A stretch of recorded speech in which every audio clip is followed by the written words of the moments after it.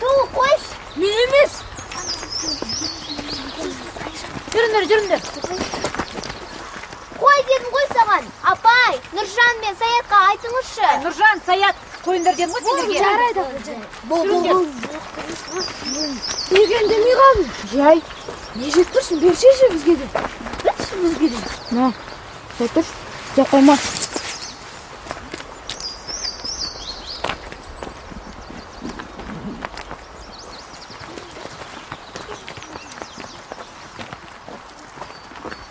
Рахмет тоқашыңа. Тоқасы жоқ. Нұржан, Саят, балаларды қараңдар, алыстап кетті. Ой, жетіп аламыз.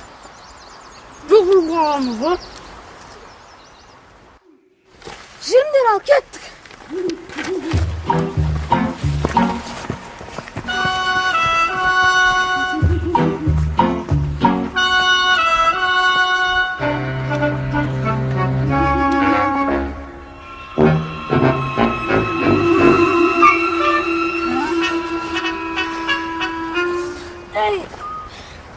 Қайдамыз өзіміз?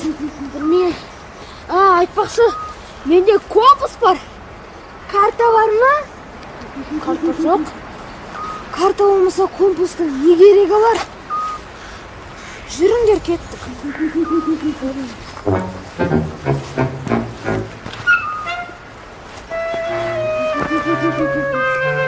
Айбай! Апай! Марат!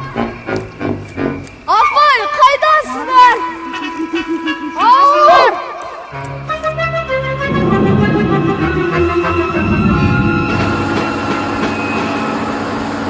Мәжір, қай жер? Қана жер. Ой, қараңғыдан қорқасың ба? Не анау? Анау! Алтын қой анау! Шоқ кетіп! Балалар, неге балаларды ба? Ой, қысың ба, қараңғыдан қорқасың ба? Жүрші ол!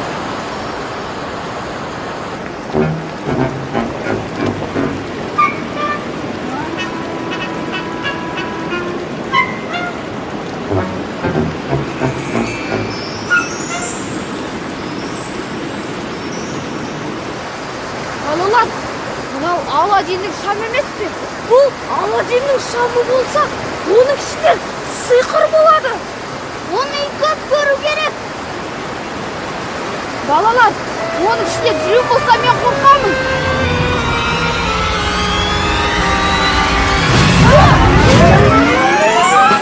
О, достар, рахмет сендерге мені босатқандарыңа. Сен шынымен де жансың ба? Әрине, ал енді үш тілектеріңді айтыңдар, мен орындайын.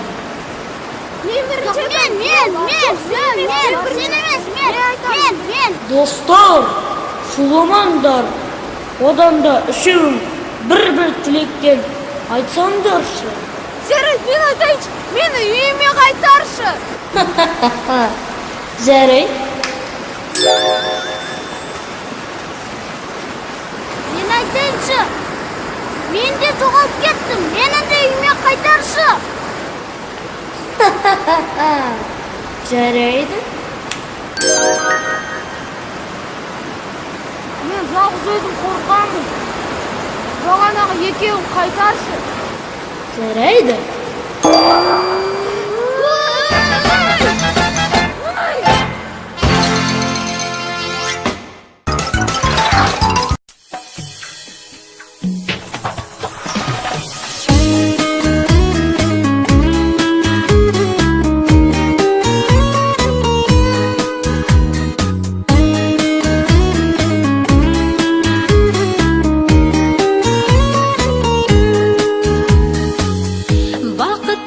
жанмын сонда да бірақ көңілім кейде толмайды алаңсыз күліп жүрген кезде де армансыз күні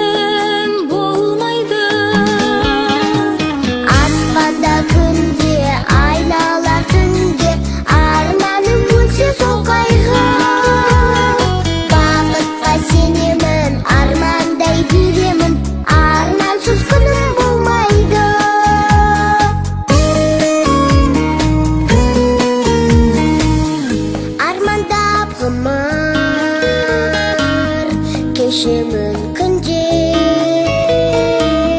бір үміт қалсын ішінде арманмен бірге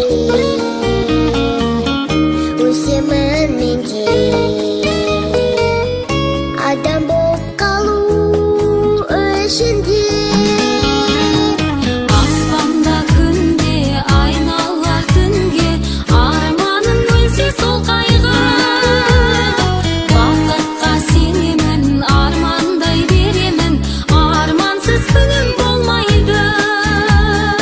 Аспанда күнде айналар түнге, арманым өлсе сол қайғы. Бақытқа сенемін, армандай беремін, армансыз күнім болмайды.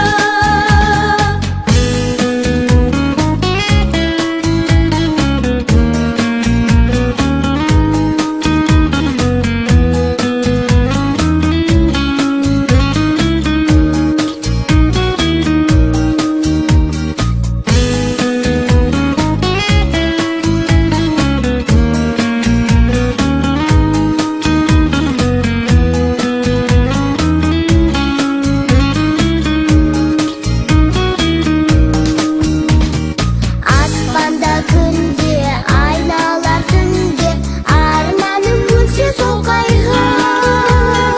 Бақытқа сенемін, армандай беремін, армансыз күнім болмайды.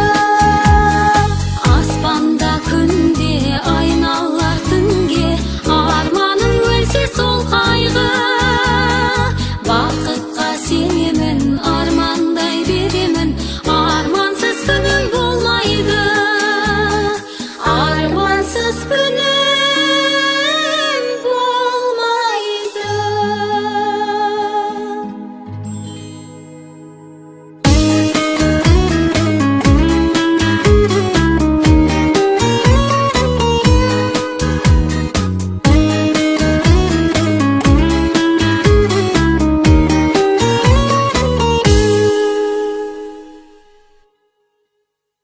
И был народ с тюркским именем хазары. Это имя само по себе значит примерно то же, что и имя родственное казахов. То есть это означает кочевника, жителя степи. Хазары обеспечили славянским переселенцам, земледельцам, колонистам спокойную жизнь. И они были в этом заинтересованы, потому что славяне действительно должны были платить им дань за мир, за спокойствие, дань хлебом, а хлеб всегда был необходим кочевникам во все времена. Кочевники не могли обойтись без земледельцев, без земледельческой колонизации. Вот под эгидой хазар славяне смогли расселиться не только до Среднего Днепра, но даже и до бассейна Дона.